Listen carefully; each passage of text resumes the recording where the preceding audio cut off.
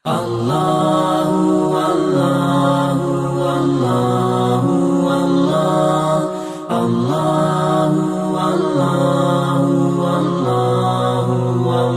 باللہ من الشیطان الرجیم بسم اللہ الرحمن الرحیم فلا يحزنك قولهم انا نعلم ما يسرون وما يعلنون صدق اللہ العظیم۔ سورہ یاسین سے اسباق ہم حاصل کر رہے ہیں۔ آیت نمبر 76 ہے 76 جس کی تلاوت ابھی آپ کے سامنے کی گئی۔ فلا يحزنك قولهم انا نعلم ما يسرون وما يعلنون۔ نبی کریم صلی اللہ علیہ وسلم کو اس آیت میں تسلی دی گئی کہ نبی صلی اللہ علیہ وسلم آپ کو ان کفار قریش کی باتیں، ان کا مذاق اڑانا یہ آپ کو غمگین نہ کر دے۔ انا نعلم ما یسرون وما یعلنون، یہ لوگ جو باتیں چھپا رہے ہیں وہ بھی ہم جانتے ہیں، اور جو علناً جس کا اظہار کر رہے ہیں وہ باتیں بھی ہم جانتے ہیں۔ مختصر سا جملہ ہے، مختصر سی آیت ہے، لیکن نبی کریم صلی اللہ علیہ وسلم کے لیے اتنی بڑی ڈھارس اور اتنی بہترین تسلی تھی، نبی کریم صلی اللہ علیہ وسلم کے لیے بھی اور نبی کریم صلی اللہ علیہ وسلم کے واسطے سے مومنین کے لیے بھی۔ بے حد ستایا جا رہا تھا، مشکلات کا سامنا کرنا پڑ رہا تھا، ہر طرح کے طعنے کسے جا رہے تھے۔ نبی کریم صلی اللہ علیہ وسلم کو خود کبھی شاعر کہا جاتا، کبھی کاہن کہا جاتا، اور کبھی افطرا جھوٹ گڑھ کر کے کلام لایا ہے یہ کہا جاتا۔ پچھلی آیتوں میں بھی اللہ کے رسول صلی اللہ علیہ وسلم سے کہا گیا کہ وما علمناہ الشعر وما ينبغی لہ، اللہ تعالیٰ نے اس کی تردید کی کہ ہم نے اس نبی کو کوئی شعر نہیں سکھایا، شعر و شاعری ہم نے اس کو نہ سکھائی ہے اور نہ ہی اس کو زیب دیتی ہے، یہ تو کلام اللہ ہے، اللہ کا کلام ہے جس کو اس نے نبی کریم صلی اللہ علیہ وسلم پر القا کیا ہے، نازل کیا ہے۔ فلا يحزنك قولهم، ان کی باتیں آپ کو غمگین نہ کر دیں۔ کیا باتیں تھیں؟ وہی باتیں جو میں نے کہا کہ کبھی کبھی نبی کریم صلی اللہ علیہ وسلم کو کبھی شاعر کہا جاتا، کبھی کاہن کہا جاتا، کبھی مفتری کہا جاتا۔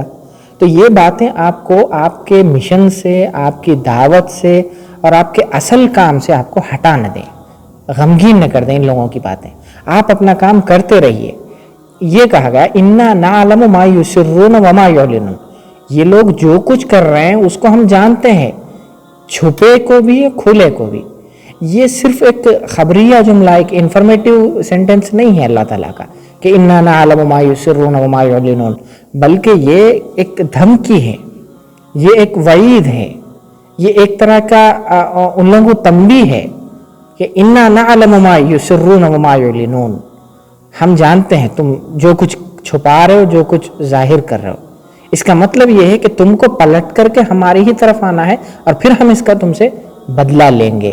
جیسے میں نے ابتدا میں پچھلی صورتوں میں، پچھلی سیریز میں کہا تھا کہ یہ سورت سورہ یاسین ایک جلالی صورت ہے، اس میں اللہ تعالیٰ اپنے جلال کا تذکرہ کرتا ہے، اور اس کی جلالت وہ کئی آیتوں میں دکھ کر کے آتی ہے۔ وہ یہی ایک آیت یہ بھی ہے کہ انا نعلم ما یسرون وما یعلنون، ہم جانتے ہیں۔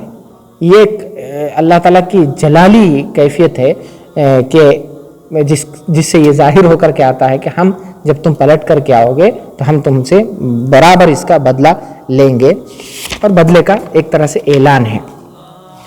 یہ ایک آیت تھی اس پس منظر سے جب نبی کریم صلی اللہ علیہ وسلم کو کفار ستا رہے تھے، تنگ کر رہے تھے، پریشان کر رہے تھے۔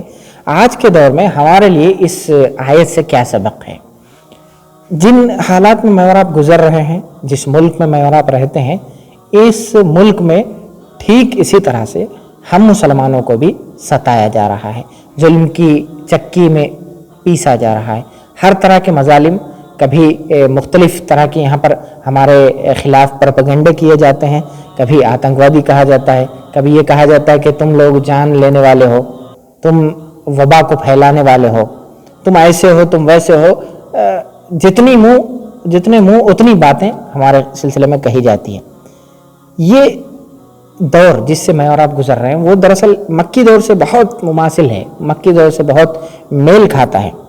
اللہ تعالیٰ یہ کہتا ہے، اس آیت سے ہم کو یہ سبق ملتا ہے کہ موجودہ دور میں ان لوگوں کے باطل پرست مسلم مخالف جو عناصر ہیں، جو کمیونٹیز ہیں، یا جو ایک طبقہ ہے، وہ طبقہ ہمارے خلاف مسلم مخالف جو پروپیگنڈے کر رہا ہے، مسلم مخالف جو بلز یہ ایک کے بعد دیگرے لاتے جا رہے ہیں، ان کے ٹارگیٹڈ ایکشنز جو ہیں، ان لوگوں کی جو سازشیں ہیں، ان لوگوں کی جو بیجا گرفتاریاں ہیں مسلمانوں اور مائنارٹیز کو لے کر کے، ان تمام کو اللہ تعالیٰ دیکھ رہا ہے، جانتا ہے، ان کی ہر سازش کا اسے علم ہے۔ جو یہ چھپ کر کے سازشیں کرتے ہیں وہ بھی اللہ تعالیٰ بخوبی جانتا ہے، اور جو کھلے عام جس کو باقاعدہ بل بنا کر کے یہ لوگ لاتے ہیں وہ بھی جانتا ہے اللہ تعالیٰ۔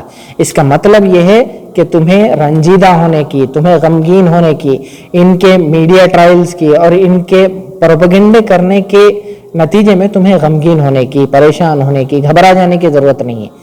آپ کے ساتھ، ہمارے ساتھ اللہ تعالیٰ ہے۔ تم اپنا کام کرتے جاؤ، تم اپنے مشن کو پورا کرتے جاؤ، اور تمہارا مشن کیا ہے؟ حق کی تبلیغ، حق پر ڈٹے رہو اور حق کی تبلیغ کرتے رہو۔ یقیناً اللہ تعالیٰ ان تمام چیزوں کو دیکھ رہا ہے، اور دیکھنے کا مطلب یہ ہے کہ وہ ان کا بدلہ بھرپور انداز میں لے گا۔